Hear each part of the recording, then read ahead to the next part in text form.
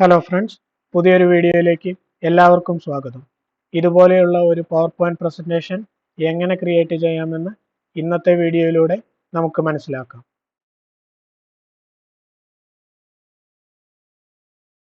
ആദ്യമായി നമുക്കൊരു പുതിയ സ്ലൈഡ് ആഡ് ചെയ്യാം.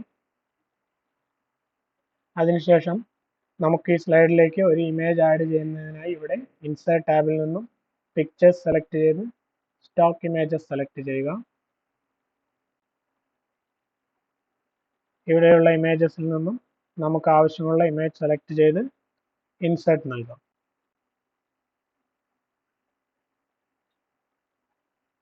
ഈ ഇമേജ് സെലക്ട് ചെയ്ത് ഇൻസേർട്ട് ക്ലിക്ക് ചെയ്യുന്നു. ഇനി ഞാൻ ഈ ഇമേജിനെ ഈ സ്ലൈഡിൽ മുഴുവനായി കാണത്തക്ക രീതിയിൽ അറേഞ്ച് ചെയ്യുന്നതിനായി ഇതിനെ ഒന്ന് ക്രോപ്പ് ചെയ്യുകയാണ്.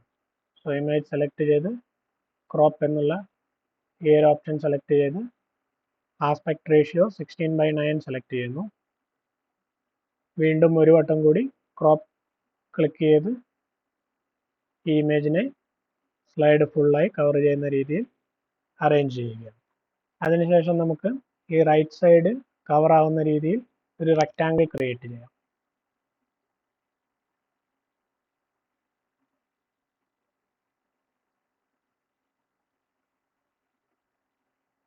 സോ ഈ ഒരു രീതിയിൽ ഞാനിവിടെ റെക്റ്റാങ്കിൾ ക്രിയേറ്റ് ചെയ്തു. അതിനുശേഷം ഇവിടെ shape outline, no outline select ചെയ്യുന്നു. ഷേപ്പ് ഫിൽ വൈറ്റും സെലക്ട് ചെയ്യുന്നു. ഇനി നമുക്ക് ഒരു ടെക്സ്റ്റ് ബോക്സ് ആഡ് ചെയ്ത് ആവശ്യമായിട്ടുള്ള ടെക്സ്റ്റ് ടൈപ്പ് ചെയ്യാം.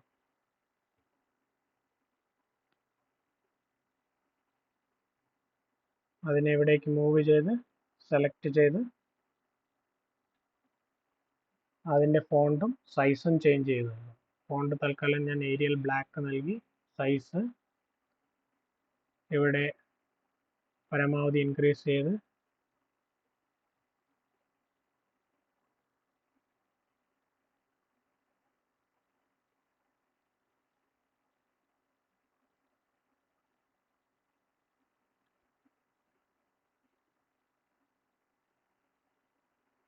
ഈ ഒരു രീതിയിൽ അറേഞ്ച് ചെയ്യുന്നു.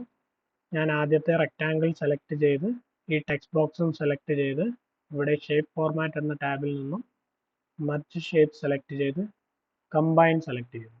സോ ഇപ്പോൾ തന്നെ നിങ്ങൾക്ക് കാണാം നമ്മുടെ സ്ലൈഡിൽ ആഡ് ചെയ്തിട്ടുള്ള ഇമേജ് ഈ ടെക്സ്റ്റിനുള്ളിനോട് ഇവിടെ കാണുന്നു. ഇനി നമുക്ക് ആവശ്യമായിട്ടുള്ള ഒരു ഡിസ്ക്രിപ്ഷൻ കൂടി ഇവിടെ ഈ താഴെ ഭാഗത്തായി ആഡ് ചെയ്ത് നൽകാം. തൽക്കാലം ആദ്യം ക്രിയേറ്റ് ചെയ്ത സ്ലൈഡിൽ നിന്നും ഈ ടെക്സ്റ്റ് ബോക്സ് ഇവിടെ കോപ്പി ചെയ്ത് ഈ സ്ലൈഡിലേക്ക് ആഡ് ചെയ്യുകയാണ്. ഇനി ഈ റെക്റ്റാങ്കിളും ഇപ്പോൾ ആഡ് ചെയ്ത ടെക്സ്റ്റ് ബോക്സും സെലക്ട് ചെയ്ത് അവയെ ഒരു ഗ്രൂപ്പായി ക്രിയേറ്റ് ചെയ്യുന്നു. അതിനായി ഞാനിവിടെ Ctrl+G എന്നുള്ള ഷോർട്ട് കട്ട് ഉപയോഗിക്കുന്നു. സോ ഇപ്പോൾ നമുക്ക് ഈ ഒരു ഭാഗം ഫുള്ളായി ഒരേ ഒരു ഗ്രൂപ്പായി വരുന്നതായിട്ട് കാണാം.